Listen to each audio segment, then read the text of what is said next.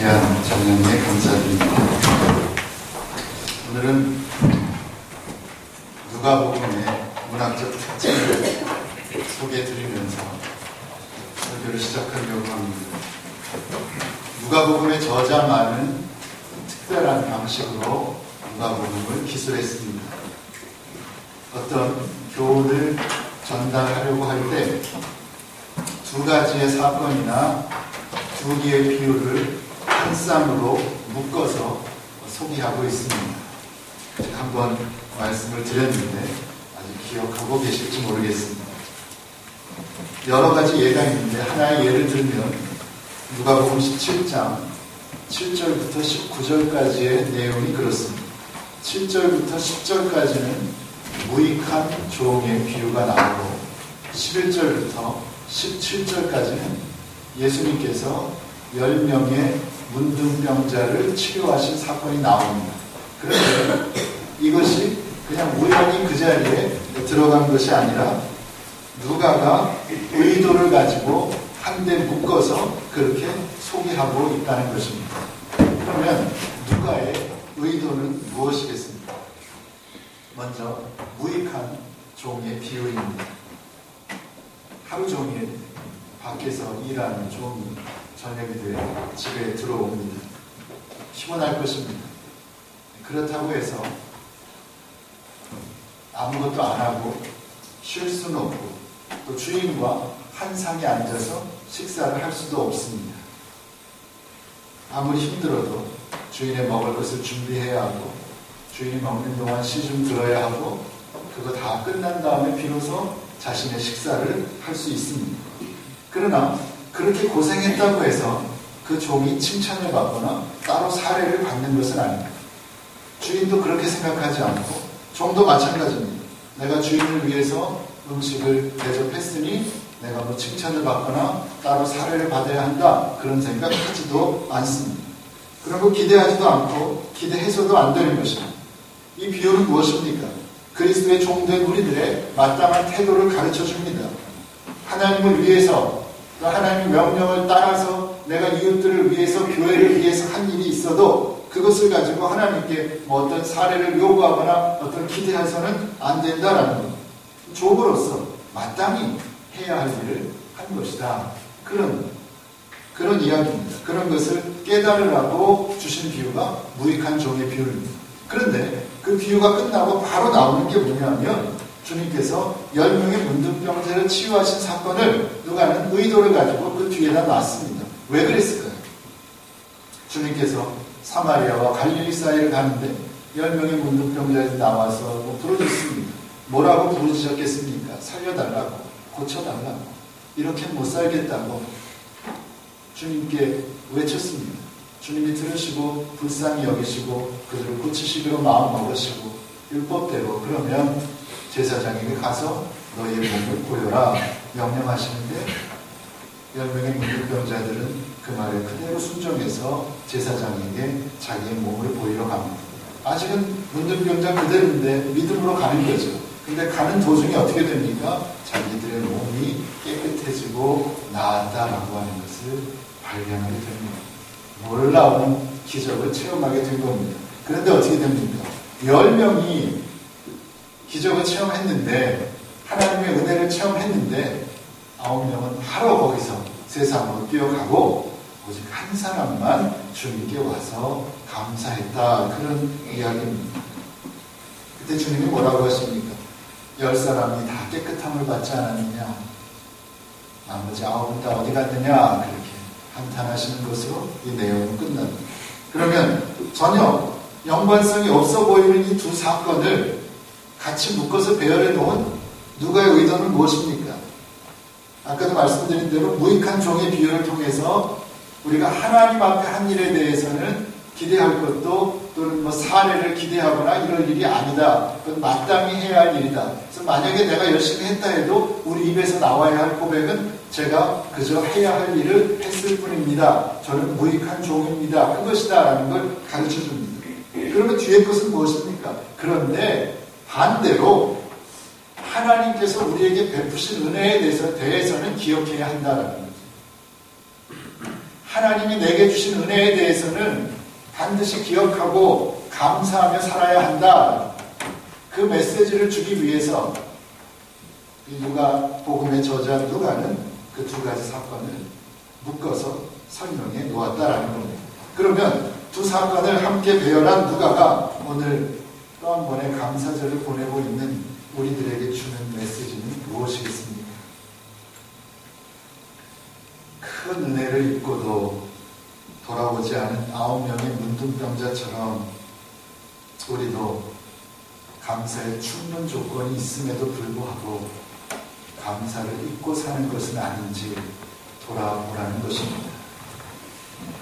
지금까지 살아오면서 하나님의 큰 은혜를 받았고 하나님의 은혜 덕분에 여기까지 왔음에도 불구하고 내가 받은 은혜를 쉽게 망각해버리고 감사를 잃은 삶을 살고 있지 않은지 곰곰이 살펴보라는 것입니다.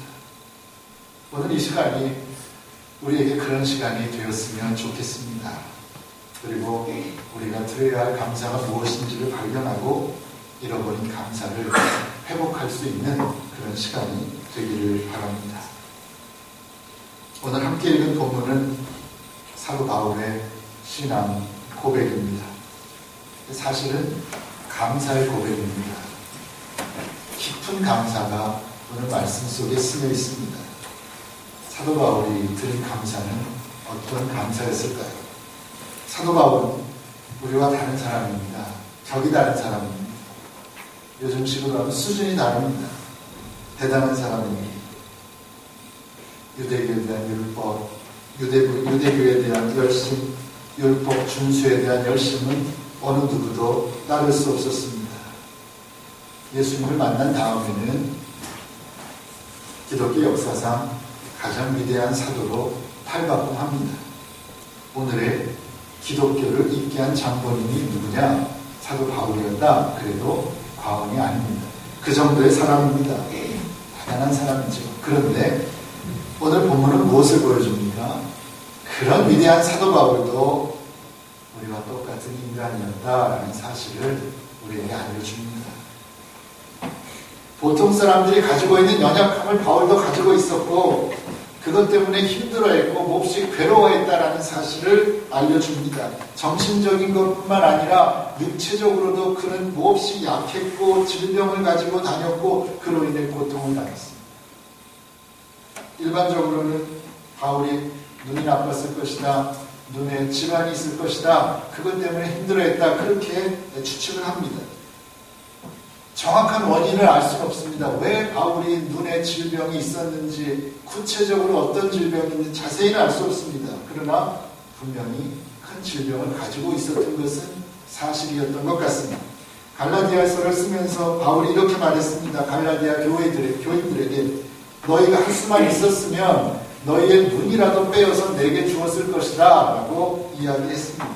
그런 말씀들을 미루어 볼 때 정확한 원인은 알 수 없으나 바울의 눈에 큰 문제가 있었던 것은 분명한 사실이었던 것 같습니다.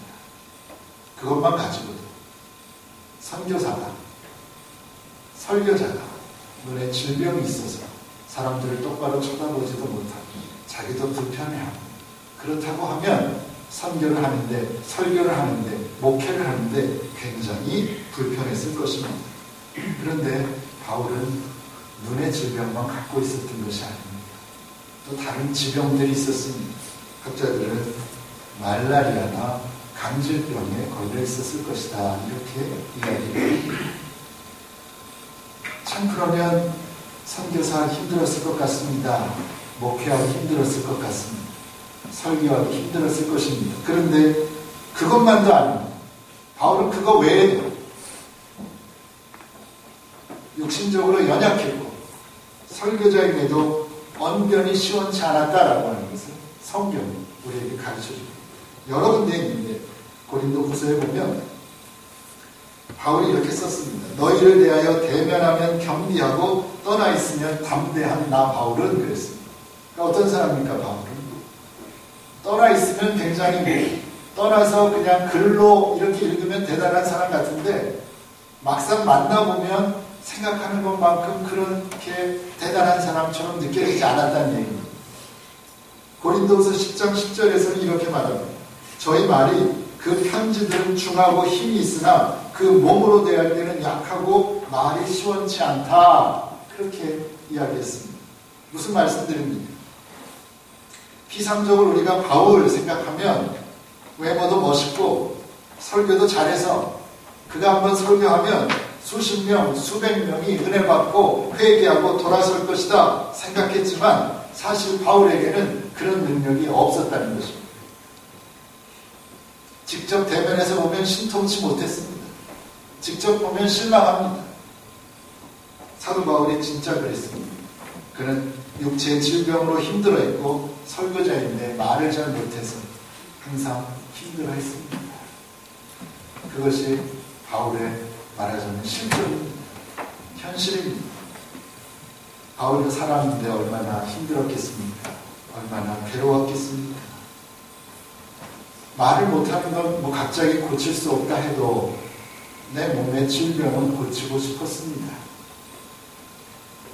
다른 사람의 병은 기도하고 고쳐주는 사람, 다른 사람의 병은 다 고쳐주는 사람, 자기는 수년이 지나도 항상 그 모습 그대로 약한 모습으로 서 있을 때 바울의 마음이 얼마나 아팠겠습니까? 인간적으로 생각하면 참 망신스럽다 그런 생각을 했을 수도 있습니다. 바울이 어떻게 합니까? 바울이 기도하기 시작합니다. 기도했습니다. 하나님, 내 몸에 어찌 이런 육체의 가시를 주셨습니까? 육체의 가시를 가지고 내가 목회하기가 너무 힘듭니다. 하나님 고쳐주십시오. 기도 안 했겠습니까? 여러분이라면 안 하셨겠습니까? 바울은 간절히 기도했습니다. 성경에서 3번 기도했다라고 표현하는데 3번 기도했다는 것은 모든 것을 걸고 목숨을 걸고 기도했다는 의미입니다. 인생을 걸고 기도했습니다. 그리고 3번 기도했다는 말의 의미는 그 기도를 하나님이 들으셨다라는 겁니다. 하나님이 아셨습니다. 그러면 바울의 기도를 들으신 하나님은 어떻게 하셨을까요? 고쳐주셨을까요? 그냥 놔두셨을까요? 하나님은 고쳐주지 않으셨습니다. 그 간절한 사도 바울의 기도에 대한 응답은 예스가 아니었습니다. No 그러셨습니다. 바울이 그토록 간절하게 드렸던 기도가 이루어지지 않았습니다. 예수 믿는 사람이 기도만 하면 다 이루어진다. 아닙니다. 그렇지 않습니다. 바울이 목숨을 걸고 기도했지만 이루어지지 않았습니다. 바울이 손을 얹고 다른 사람의 질병은 다 고쳤지만 자기 몸에 있는 질병은 고칠 수가 없었습니다. 바울이 들은 응답은 육신의 가시라고밖에는 말할 수 없는 그 고통을 평생 지니고 살아야 한다는 하나님의 준엄한 음성이었습니다. 하나님의 응답은 결정적이었습니다. 나중에 보자. 지금은 아닌데 더 기도해보면 내가 다음에 어떻게 생각해보다 그런 거 아닙니다. 하나님의 응답은 완료형입니다. 끝입니다. 끝났다. 그것에 대해서는 더 이상 이야기하지 말아라. 하나님은 다시 돌이키실 의사가 없음을 분명히 하셨습니다. 바울은 육신의 가신을 더 이상 티하에 살 수 없게 되었습니다. 사도로서의 명성을 생각하면 참으로 슬프고 자존심 상하는 일이 아닐 수가 없습니다. 그런 바울에게 또 하나님의 음성을 하나님이 말씀하십니다. 뭐라고 말씀하셨을까요?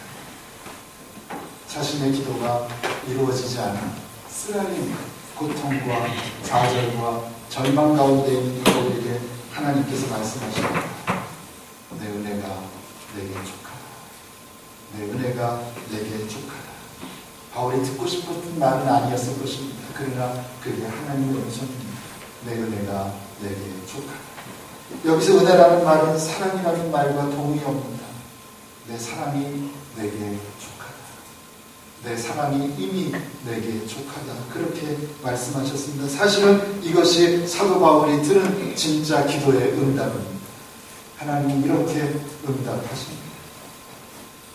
평생 떨쳐버릴 수 없는 질병이 너와 함께 할 것이다. 그리고 수없이 많은 고통이 너를 기다리고 있을 것이다. 그렇지만 그럼에도 불구하고 한 가지는 결코 잊지 말아라. 어떤 상황 속에서도 내가 은혜로 너와 함께 할 것이다. 내가 사랑으로 너와 함께 할 것이다. 그 은혜가 내게 족하다. 그 사랑이 내게 족하다. 그러니 염려하지 말고 두려워하지 말아라. 하나님 그렇게 말씀하셨습니다. 자신이 기도한 대로 이루어지진 않았지만 사도 바울은 하나님의 분명한 음성을 들었습니다. 귀한 깨달음을 얻습니다. 그리고 바울은 자신의 신앙 고백을 합니다. 오늘 본문의 마지막 절입니다. 그러므로 내가 그리스도를 위하여 약한 것들과 능욕과 궁핍과 핍박과 곤란을 기뻐하노니 이는 내가 약할 그때에 곧 강함이니라. 약함을 받아들이겠다라는 거죠. 비록 내 간절한 기도가 원하는 대로 이루어지진 않았지만 그래도 감사한다는 것입니다. 나를 괴롭히는 육체의 질병도 그대로 있어서 앞으로의 사역에 막대한 지장이 줄 것은 분명하지만 그럼에도 불구하고 불평하지 않고 감사하겠다는 것입니다. 그것뿐만이 아닙니다. 내게 약함을 주셔서 나로 하여금 교만하지 않게 하시고 내 건강하고 똑똑하고 설교도 잘하고 다 내 기도대로 이루어지면 내가 교만해질 것을 알아서 내 약함을 그대로 놔두셔서 나를 교만하지 않게 하셨으니 하나님 감사합니다.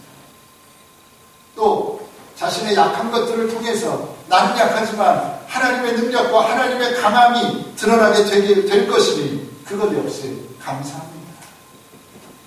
그렇게 고백했습니다. 옛날에 몰랐는데 믿음의 눈을 뜨고 보니 모든 것이 감사일 뿐이더라 라는 겁니다. 그런 까닭에 사도 바울은 자신이 원하는 것은 정말 하나도 이루어지지 않았지만 하나님의 은혜가 내게 족합니다. 그렇게 진심으로 감사의 고백을 드릴 수가 있었던 것입니다. 그것이 바울의 감사입니다. 하나도 얻지 못했지만 그래도 감사합니다. 그게 바울의 고백입니다. 그러면 오늘 우리가 드려야 할 감사는 무엇일까요? 바울에게서 배웠으면 좋겠습니다. 고린도전서에서 사도 바울은 이런 말을 2번씩이나 했습니다. 너희는 나를 본받는 자가 되라. 그런 말 하고 싶습니까, 여러분? 여러분 자녀들에게 너는 나를 본받는 자가 되라. 이렇게 말씀해 보셨습니까? 쉽지 않습니다. 바울이 교만해서가 아닙니다. 그렇게 말해도 될 만큼 바울은 충성된 종이었기 때문입니다. 정말 하나님 앞에 그 정도로 충성했기 때문입니다. 그런 바울의 모습을 생각하고 저의 모습을 생각해 보았습니다. 바울의 모습과 비교하면 저는 정말 한없이 부끄러운 사람입니다. 저는 죽을 때까지 누구에게도 여러분은 나를 본받는 사람이 되십시오 라고 말하지 못할 것입니다. 겸손해서가 아니라 하나님 앞에서 저는 정말 항상 부끄러운 종이기 때문입니다. 그런 까닭에 저는 이 시간 여러분 내가 이런 은혜의 자리에 있으니까 여러분 나를 본받아서 이런 은혜를 좀 체험하십시오 이렇게 말할 수 없습니다. 그렇게 설교하지 못합니다. 다만 저도 이제 이렇게 노력해보려고 합니다. 결단하고 기도하고 이렇게 해보려고 하니 여러분도 한번 그렇게 해보았으면 좋겠습니다. 우리 함께 그렇게 해봅시다 라는 말씀을 드리려고 합니다. 저는 개인적인 부끄러운 이야기지만 나이가 50이 넘어가면서 굉장히 눈에 띄게 건강이 나빠졌습니다. 50을 넘고 세상적인 말로 하면 50을 넘기는 게 참 힘들었습니다. 제가 몇 년 동안 소화가 안 돼서 참 고생한 거 여러분도 아시고 말이 그렇지 몇 년 동안 소화가 안 됐다. 쉬운 일은 아닙니다. 먹지를 못했습니다. 몸무게가 15kg가 빠졌었습니다. 여러분 기억하시죠? 그런데 어느 순간에 회복되었습니다. 하나님의 은혜입니다. 어느 순간에 나았다라는 생각이 들었습니다. 너무 좋았죠. 여러분 뭐 먹는데 소화되나 걱정 안 하고 먹을 수 있는 거 대단한 은혜입니다. 여러분 소화 잘 시키시면 그거 하나만 가지고도 오늘 감사의 충분 조건이 되는 겁니다. 먹는 거, 먹을 수 있다는 거 얼마나 감사한지 모릅니다. 그랬는데 저에게서는 그런 기쁨도 잠깐이었습니다. 슬그머니 또 다른 문제가 생겨납니다. 다시금 육체의 연약함으로 인해 불편함을 경험하게 되었습니다. 지난 몇 달 동안은 육체의 불편함도 불편함이지만 하나님 왜 나한테 이렇게 하시나, 또는 이런 육체의 불편함을 내가 계속 갖고 살아야 한단 말이냐라고, 어떤 육체의 불편함을 내가 마음으로 수긍하고 받아들일 것이냐 말 것이냐라고 하는 문제. 아니, 받아들이지 못해서 더 마음이 힘들고 괴로웠던 것 같습니다. 그런 저에게 오늘 바울의 오늘 본문의 고백은 정말 큰 위로가 되고 동시에 깨달음을 주었습니다. 하나님께서 저에게도 그렇게 말씀하시는 것 같습니다. 내 은혜가 내게 족하다. 내 은혜가 내게 족하다. 그렇게 말씀하시는 것 같습니다. 여러분 어떠십니까? 맞는 말씀입니다. 한 번만 더 생각해 보면 깨닫게 됩니다. 인정하게 됩니다. 내가 약하다고 불평하지만 이 세상에는 나보다 약한 사람들이 아주 많이 있습니다. 여러분보다 약한 사람들이 아주 많이 있습니다. 내가 아프다고 불평하지만 이 세상에는 나보다 더 아픈 사람들이 너무너무 많이 있습니다. 당장 너무 아파서 오늘 하루를 내가 넘길 수 있을지를 고민하고, 하나님 오늘 하루를 더 살게 해주세요. 하나님 내일을 맞을 수 있게 해주세요. 간절히 기도하는 사람들이 이 세상에 얼마나 많은 것 같습니까, 여러분? 수천 명밖에 안 되겠습니까? 수만 명, 수십만 명이 될 것입니다. 그게 우리가 살아가는 세상입니다. 나만 아픈 것이 아닙니다. 나보다 더 아픈 사람 많이 있습니다. 나는 돈이 왜 이렇게 없냐고 불평하실지 모르겠지만 이 세상에는 나보다 돈이 훨씬 없는 사람들이 아주 많이 있습니다. 나보다 훨씬 더 가난한 사람들이 아주 많이 있습니다. 돈이 없는 정도가 아니라 당장 먹을 것이 없어서 굶어 죽어가는 사람들이 이 땅에는 너무너무 많습니다. 우리보다 못난 사람들이 아닙니다. 뭐 잘못해서가 아닙니다. 어쩔 수 없이 그들이 받아들여야만 하는 그런 아픈 현실입니다. 우리가 살아가는 이 세상이 그렇습니다. 그런 세상을 우리가 살아갑니다. 그들의 고통에 비교하면 오늘 우리가 겪는 어려움과 고통은 정말 아무것도 아닐 수 있습니다. 그들의 겪는 고통의 일부를 내가 함께 겪는다고 생각하면 크게 속상한 일도 아닙니다. 그런 면에서 이제부터라도 정말 다르게 살았으면 좋겠습니다. 아니, 다르게 살아야 합니다. 하나님께서 내게 이미 족한 은혜를 주셨다고 믿고 감사하며 살아야 합니다. 매사에 자족하며 범사에 감사하며 살아야 합니다. 또한 육신의 질고를 포함하여 여러 가지 약함을 주셔서 하나님 앞과 사람들 앞에 교만하지 않게 하신 것도 감사의 제목입니다. 그리고 겸손히 나의 약함을 인정하고 하나님 앞에 무릎을 꿇을 때 나는 약하지만, 나는 부족하지만 그런 부족한 나를 틀어서 하나님 영광 받으시고 하나님의 강함이 드러나고 그런 약한 나를 사용하셔서 당신의 일을 계속해 나가시니 우리가 감사하지 않을 수가 없는 것입니다. 약하지만 부족하지만 나를 버리지 않으시고 나를 붙드셔서 하나님의 도구로 사용하시니 얼마나 감사한 일입니까? 그러니 하나님께서 비록 오늘 내 기도를 듣지 않으시고 응답하지 않으셨어도 우리는 감사해야 하는 것입니다. 범사에 감사해야 합니다.